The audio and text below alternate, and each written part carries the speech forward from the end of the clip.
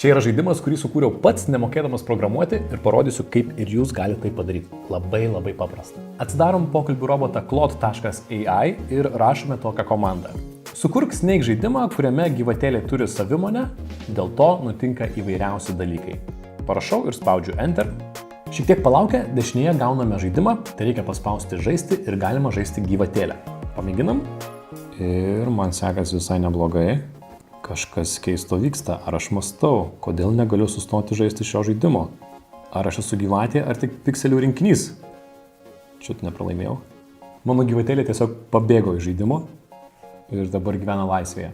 Bet smagiausias dalykas, kad čia apačioje gali rašyti, kad noriu, kad žaidimas būtų toks ar toks. Gyvatėlė pakeistų spalvą, gyvatėlė būtų greitesnė, kontrolė būtų sunkesnė. Ir visa tai vyksta dešinėje.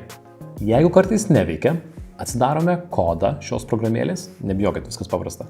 Jį nukopijuojam, įsikopijuojam į bet kokį teksto redaktorių, išsaugom jį kaip HTML failą ir atsidarome naršyklėje ir jūs tuomet jau esate beveik programuotojai.